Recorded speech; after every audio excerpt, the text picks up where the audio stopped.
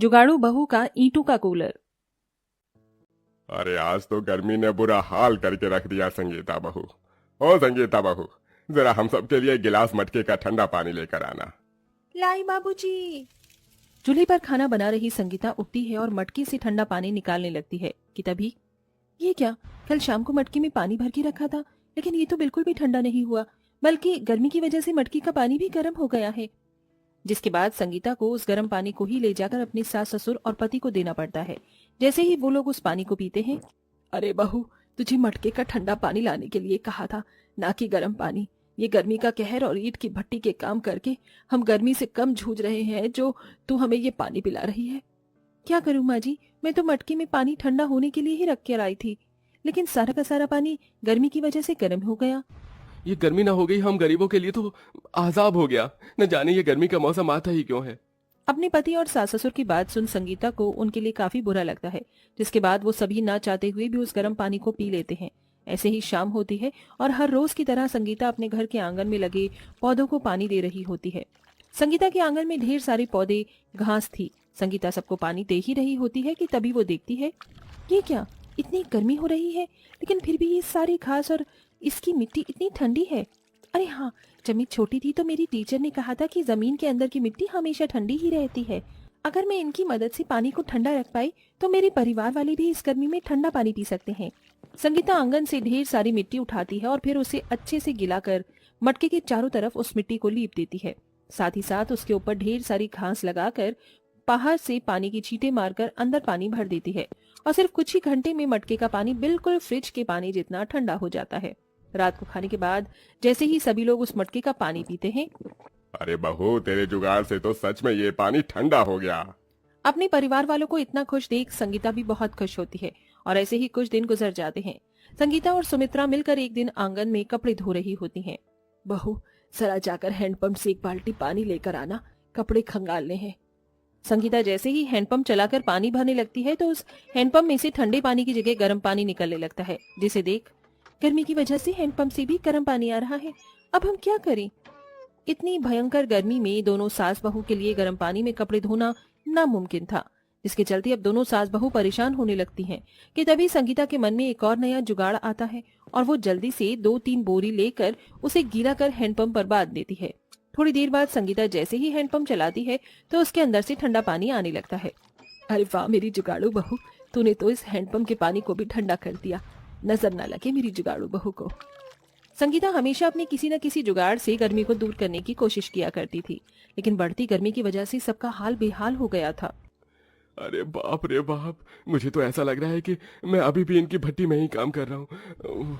अरे अब तो इस गर्मी में इस घर में रहना दुश्वार हो गया है। बेटा, इस टीन की छत की वजह से ये सब हो रहा है। सोचा था इस साल इस टीन की छत को हटवा कर और पत्थर की छत बनवाऊंगा, लेकिन पैसों की कमी के चलते इसे ना कर सका। टीन की छत होने की वजह से गर्मी में टीन बहुत जल्दी गर्म हो जाया करती थी, जिससे संगीता का पूरा घर ईंट की भट्टी की तरह गर्म हो जाता था। संगीता, अब तो तुझे अपने जुगाड़ से इस गर्म छत को ठंडा करने के बारे में सोचना ही होगा, वरना इस गर्म छत के नीचे तो हम लोग और ज्यादा दिन तक रह नहीं सकते। संगीता आंगन में बैठी बैठी इतना सोच ही रही होती है कि तभी उसकी नजर हैंडपंप पर जाती है, जिसको संगीता ने बोरे से बांध रखा था। ये देख संगीता के मन में एक और नया जुगाड़ आता है और वो एक एक कर बोरियों को गीला करके अपनी टीन की छत पर रख देती है और उसके ऊपर ढेर सारी मिट्टी डाल देती है, जिससे अब गर्मी की वजह से उन लोगों की टीन की छत गर्म नहीं होती थी। अरे वाह बहू, तूने तो आज हमारी टीन की छत को भी ठंडा कर दिया।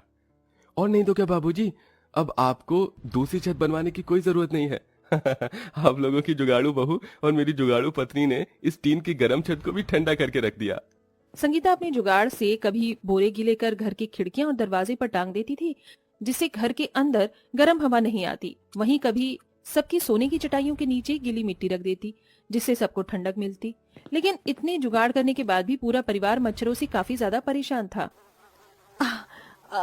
इन मच्छरों ने गर्मी में काट काट कर सारा खून पी ही लिया है। न जाने अब इन मच्छरों से गर्मी में कब राहत मिलेगी। आए हाय, इन मच्छरों से तो राहत ये सिर्फ कूलर ही दिलवा सकता है। आए हाय, बिना कूलर के तो ये मच्छर एक दिन हमारा सारा खून पीकर हमें मार ही डालेंगे। गर्मी में बिना पंखे कूलर के गुजारा करना संगीता के लिए भी अब काफी ज्यादा मुश्किल हो चुका था। रोज रोज अपने परिवार को ऐसा परेशान होता देख अब संगीता एक बहुत बड़ा फैसला लेती है। अगर आप और बाबूजी इस उम्र में पवन जी के साथ ईंट की भट्टी में काम करके घर का गुजारा चला सकते हैं तो मैं काम क्यों नहीं कर सकती? बहू, ईंट की भट्टी में काम करना आसान नहीं है। तुझे पता है वहां कितनी गर्मी होती है। मैं ईंट की भट्टी में काम करके जल्द से जल्द पैसे जोड़ना चाहती हूँ ताकि मैं सबके लिए कूलर ला सकूं। इसलिए आप लोग प्लीज मुझे काम करने दीजिए। संगीता के बार बार जिद करने की वजह से सभी लोग उसे काम करने की इजाजत दे देते हैं, जिसके बाद अब संगीता भी अपने सास ससुर पति के साथ ईंट की भट्टी में जाकर काम करती है। ईंट की भट्टी की गर्मी की वजह से कभी संगीता का हाथ जल जाता तो कभी उसके हाथ पैरों पर छाले पड़ जाते हैं, लेकिन संगीता मेहनत करना नहीं छोड़ती। 1 महीने काम करने के बावजूद भी संगीता 500 रुपए ही जमा कर पाई थी, जिसका उसे बहुत दुख था। एक दिन संगीता और रोज की तरह ईंट की भट्टी में काम कर रही होती है कि तभी उसकी नजर सामने चल रहे कंस्ट्रक्शन साइट पर जाती है। ईंट की दीवार पर पानी मारने से ये काफी ठंडी रहती होगी ना? पुराने जमाने में लोग ईंट और कच्ची मिट्टी के घरों में रहते थे, इसीलिए उन्हें गर्मी नहीं लगती थी। 1 मिनट, अरे ये चीज मैंने पहले क्यों नहीं सोची? संगीता के मन में ईंट की दीवार को देखकर जुगाड़ आता है, जिसके बारे में वो सबको बताती है। संगीता, तुम क्या कह रही हो? भला ऐसे कैसे हो सकता है? क्यों नहीं हो सकता? ईंट की 4 दीवारें बनकर तैयार कर सकती हैं, तो इनका कूलर क्यों नहीं?